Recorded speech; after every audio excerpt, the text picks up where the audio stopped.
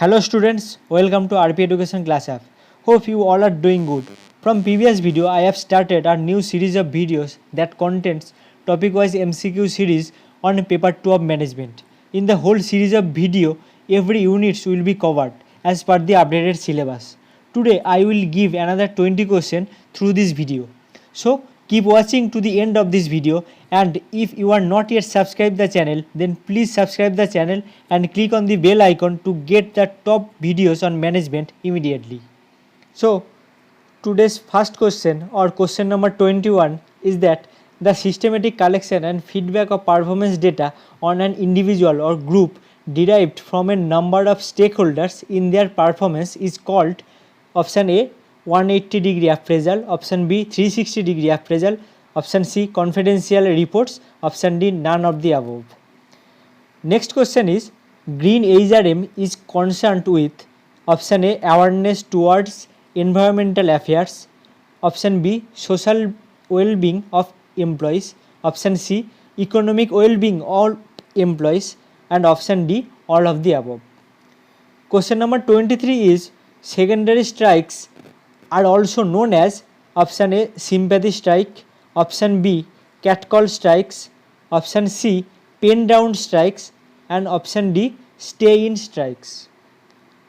Question number 24 is when members of all or most of the unions within a particular region or on industry to enforce demand common to all the workers is called as option A economic strike, option B slow down strike, option C gherao, and option D general strike.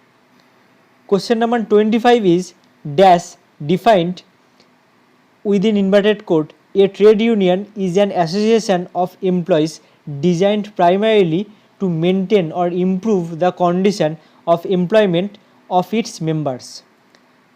So, who is defined this? Option A is Webb, option B Lesser, option C Minor, option D Chamberlain and Kuhn.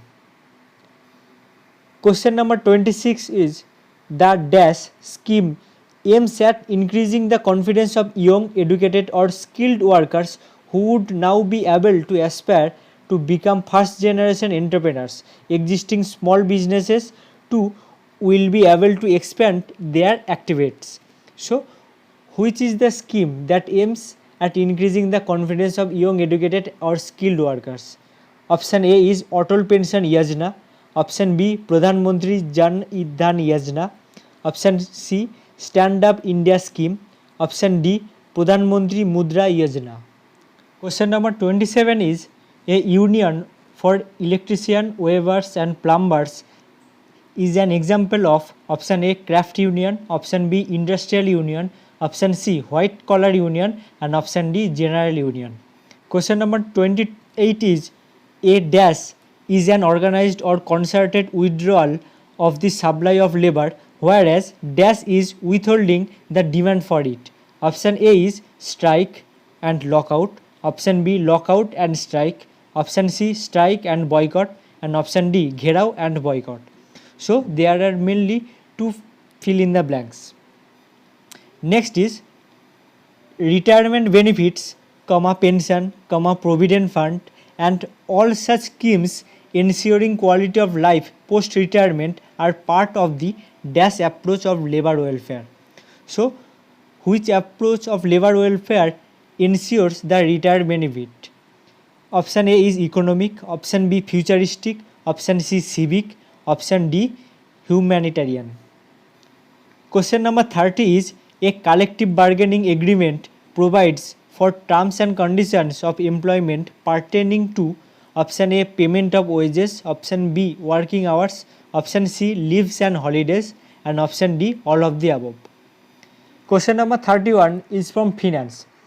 The share capital of A Limited stood at 20 lakh in 2013 and at rupees 26 lakh in 2014.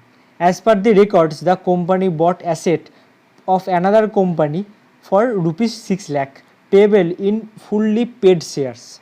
These assets included goodwill of rupees 2 lakh, machinery, rupees 1 lakh 83,600 and stock of rupees 2,16,400. So, what is the fund from issue of shares?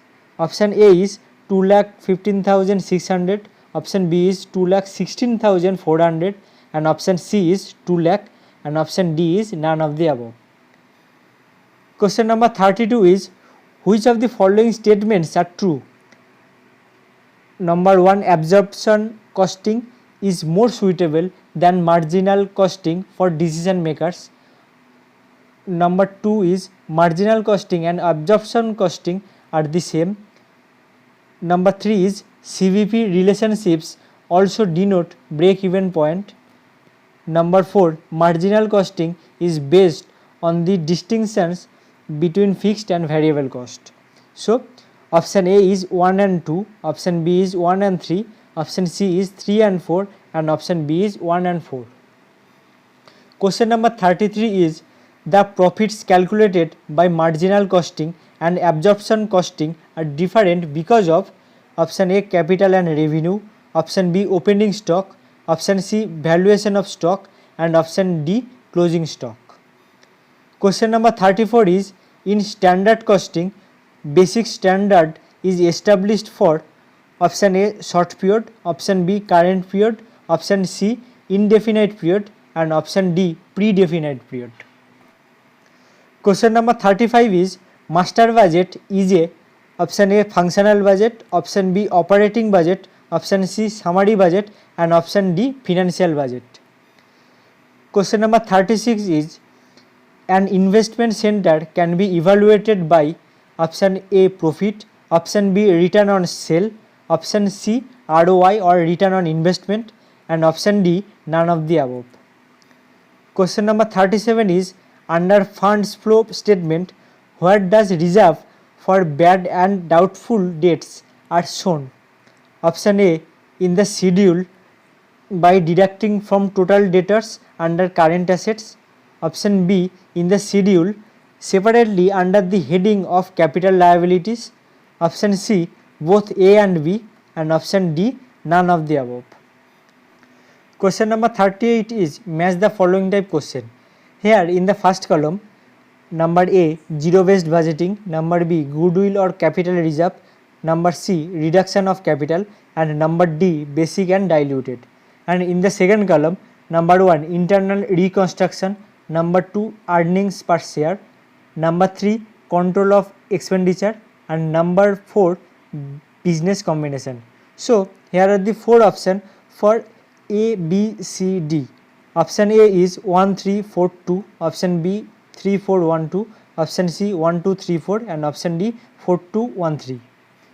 Question number 39 is, formula for calculation of material price variance is, option A is AP into SP minus AQ into SP, option B is AQ into AP minus AQ into SP and option C, AQ into SP minus SQ into SP and option D, AQ into SP minus AQ into AP. Question number 40 or last question of today's video is, if nothing is mentioned in the financial statement about the 3 accounting assumptions, then it is to be treated as option A is assumed that it is not followed, option B is assumed to be followed to some extent, option C is assumed to be followed and option D is none of the above. Before ending the today's video, if you are planning to give UGC NET exam on management, that is paper code of 17, then it is a very good news to all of you that the online course is available for the subject, where you will get the full study notes of 10 units of paper 2 of management as per the updated syllabus, which is totally exam oriented and every topic is described thoroughly. Along with that, you will get the unit wise MCQs and previous year's solved paper. Also, you will get the online lectures by which your concept on the subject will be more clear, and you will be added in a WhatsApp group where you can discuss about your doubts with your teacher. So the interested candidate may contact with me by comment here or WhatsApp on the number given in the description box. So students, these are the 20 questions that I want to share through this video. For getting your correct answers of these questions, please ping me in WhatsApp. That number has been provided in the description box. So please check the description box. Even we have a WhatsApp group named RP Education Class App where you can freely discuss about your queries and more topics related to UGC NET exam on management with your teacher, which is absolutely free of cost. So ping me with hi and tell me what do you want. I will provide you the correct answers, thus you can judge your preparation for the upcoming NET exam. So stay tuned with us. See you in the next video. Thank you.